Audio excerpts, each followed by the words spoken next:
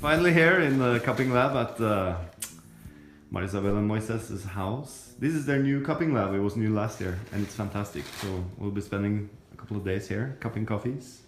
What do you say? Hello? Hello. So they are the Cup of Excellence winners from last year. You can see the trophy up there. First place with their geisha. But they do have other coffees as well that are fantastic. So we'll be cupping a lot of coffees, I can see. This is already roast. Wow!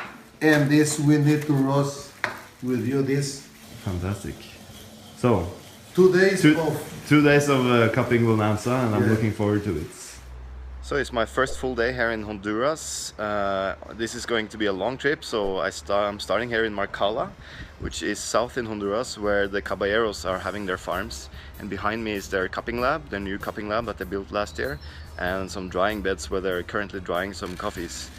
We're gonna cup coffees today, coffees that they are offering me. So they are probably having around 30 lots that they have been producing especially for me, according to our quality protocol. So that means washed and soaked in clean water and then dried in shade in the tables behind me for 10 to 12 days. And yeah, I'm really excited. There are hopefully some new varieties there, but mainly it's going to be the Catuai variety, which is the traditional one that they grow. Tomorrow we'll be doing a cupping of some new varieties that they have in their nursery, but they only have a few trees of each variety, so this will be just a selection of seeds for them to plant and produce in the future. So that's going to be very, very exciting, because neither myself or Moises have tasted them before. So we just arrived at the wet mill. What's the name of the wet mill? Shinakla. And this is Moises behind me. He's the owner and producer of the Caballero coffees. And this is the wet mill where they are washing, fermenting and also drying some of the coffees. But our coffees are dried at their house on raised beds. It started to rain just now, so you can see they're raking all the coffees together to cover it. I don't think they will be able to do it in time, but we'll see. So I'll show you around a little bit later. So behind me is a lot of coffee drying on the patio. It's slightly raining and they don't have actually time to cover it up in time, so the parchment will get a little bit wet, but normally it's quite dry here. But still, we don't use these patios to dry the coffees we buy. There's also some mechanical dryers here that we don't use. You can see the house with the smoke from the chimney in the back here. We don't like to dry our coffees this way because in our experience the shelf life is a little bit shorter when you do it like this, due to a little bit quicker drying times. And also we find the coffees not to be as clean as when we dry them on raised beds.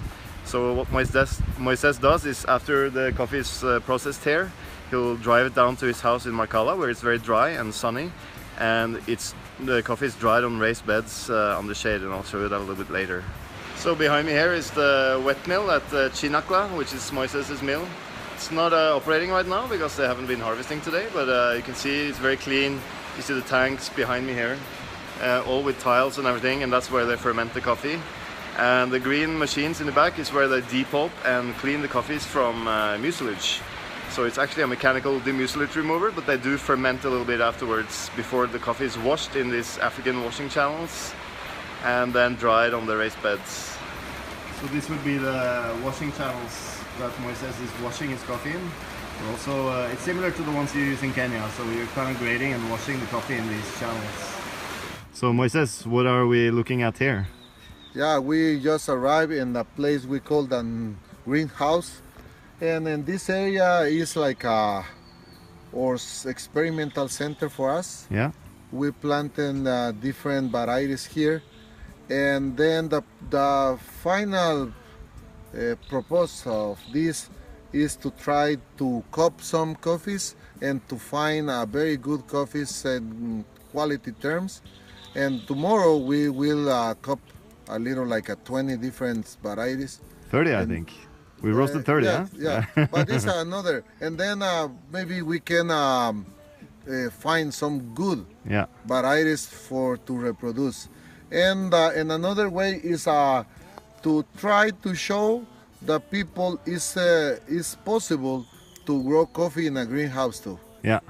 Yeah, it's cool. The trees are very big. How old are these trees?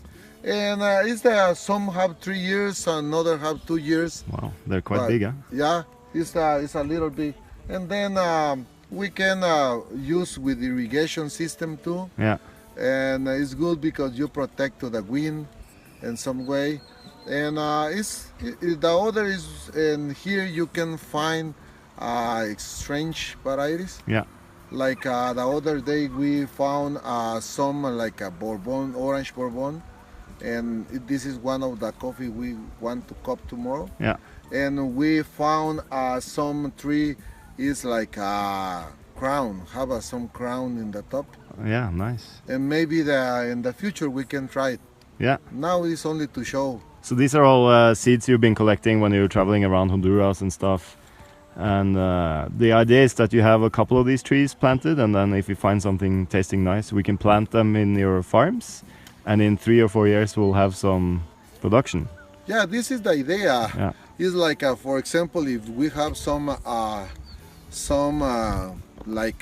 caturra, but we can find some very nice coffee in quality term, maybe we can replace this coffee for the others. Yeah.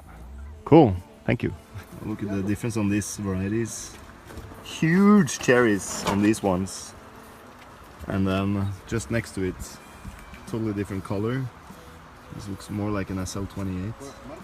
More pinkish, smaller. And the cherries taste very different. One is very sweet, the other one is very vegetal. Where are we now? Now we are we call this farm the Pantanal 2. Pantanal 2.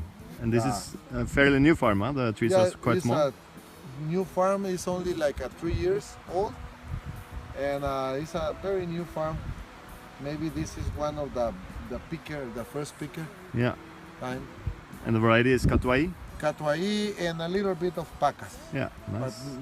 But it's mostly is Catuai. Excellent. Very beautiful.